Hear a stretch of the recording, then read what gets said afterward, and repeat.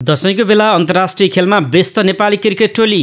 Unity कपको अन्तिम तयारी कसरी हुँदैछ, के भन्छन् राष्ट्रिय टिमका कप्तान? यी र यस्तै क्रिकेटसँग सम्बन्धित ताजा जानकारी लिएर आजको क्रिकेट न्युजमा उपस्थित भएका छौं। दर्शक महानुभावहरू, यति बेला नेपालीहरूको घर आँगनमा विजया दशमीले ढपक्कै ढाकेको छ। दशैंका बेला पनि अन्तर्राष्ट्रिय खेलमा व्यस्त छन् नेपालका क्रिकेट टोलीहरू। आज हामी यसैको सेरोफेरोमा रहेर चर्चा गर्छौं। देशमा यति बेला चाडपर्वको माहौल छ। नेपालीहरूको महान पर्व बडा दशैं सुरु भइसकेको छ र यति बेला धेरैजना दशैं मनाउन गाउँ घर जान सुरु गरिसकेका छन्। तर चाडपर्वका बेला घुम्न जाने, परिवारसँग सामेल भएर रमाइलो गर्ने माहौलले नेपाली खेलकुद, त्यसमाथि पनि क्रिकेट टोलीलाई भने छोएको छैन। बडा दशैंको बेला पारिवारिक माहौलभन्दा टाढा रहेर यसपटक नेपाली पुरुष र महिला क्रिकेट टिमले देश बाहिर आफ्नै टिमभित्र दशैं मनाउँदैछन्। नेपालको पुरुष सिनियर टिम वेस्ट इन्डिजसँगको टी20 श्रृङ्खला खेल्न यति बेला युएमा छ। त्यस लगत्तै नेपाली टोली आइसिसी टी20 विश्वकप एसिया तथा इस्ट एसिया पेसिफिक छनौट खेल्न ओमान जानेछ। त्यस्तै नेपाली महिला राष्ट्रिय क्रिकेट टोली पनि यति बेला मलेसियामा छ। मलेसियासँग 5 खेलको टी20 श्रृङ्खला खेल्न त्यहाँ पुगेको नेपाली टोलीका खेलाडीहरू अहिले मलेसियन सुपर वुमन सिरिजमा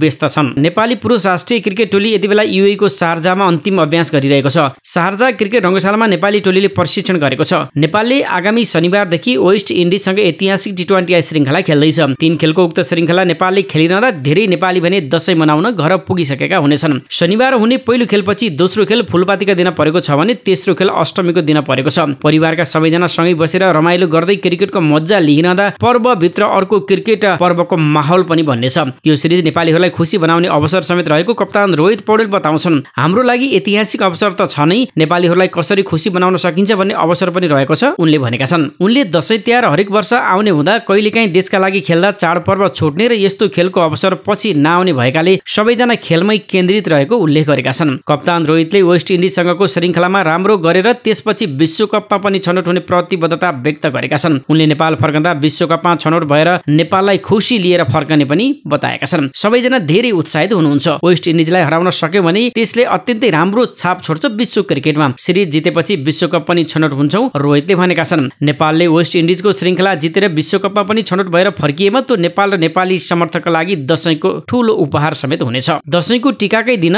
नेपाली राष्ट्रिय महिला क्रिकेट टोलीले मलेसियासँग खेल्दैछ। अब हामी यो विषयमा चर्चा गर्छौं। नेपाली महिला क्रिकेट टोलीले मलेसियासँग 5 खेलको टी20 श्रृङ्खला खेल्दैछ। पहिलो खेल दशैंको टीकाको दिन अर्थात् असोज 16 गते परेको छ। त्यसपछि 22 गतेसम्म कुल 5 खेलहरू हुनेछन्। नेपाली टोलीका 14 खेलाडीहरू त्यसअघि मलेसियन सुपर वुमन सिरिजमा विभिन्न 5 टोलीबाट खेलिरहेका छन्। यी खेलहरू बुधबारदेखि सुरु भइसकेका छन्। सोही सिरिजमा खेलिरहेकी महिला क्रिकेट टिमकी उपकप्तान पूजा महतोले अनलाइन खबरसँग संक्षिप्त कुराकानी गर्दै क्रिकेट आफ्नो कर्तव्यका रूपमा रहेकाले चाडपर्व भन्दा पनि खेलहरू महत्त्वपूर्ण हुने बताउँछिन्। हाम्रो लागि क्रिकेट नेशनल ड्युटी नै हो। चाडपर्वमा सहभागी हुन नपाउनु दुःखद कुरा त हो, तर त्यो भन्दा बढी हाम्रो लागि यसरी बाहिर गएर खेल्न पनि महत्त्वपूर्ण छ, पूजाले बताएकी छन्। अहिले भइरहेका सिरिजका बारेमा कुरा गर्दै उनले यो अनुभव बटुल्ने राम्रो अवसर भएको पनि बताएकी छन्। जुनियर खेलाडीहरूलाई पनि यहाँ राम्रो प्रदर्शन गरेर नेपालका लागि खेल्ने अवसर मिलेको छ, उनले भनेकी छन्। यसले ग्लोबल छनौटका लागि पनि हाम्रो आत्मविश्वास बढाउनेछ। नेपाली महिला टोली मलेसियासँग 5 खेलको श्रृङ्खला खेलेर स्वदेश फर्किनेछ। आजको लागि क्रिकेटसँग सम्बन्धित ताजा जानकारी यति नै। आज प्रस्तुत गरेको सामग्रीमा तपाईको केही प्रतिक्रिया भए कमेन्ट बक्समा लेखिदिनुहोला। साथै क्रिकेटसँग सम्बन्धित ताजा जानकारीका लागि हाम्रो क्रिकेट न्युज हेर्दै गर्नुहोला। तपाईको बाँकी पल सुखद रहोस्। नमस्कार।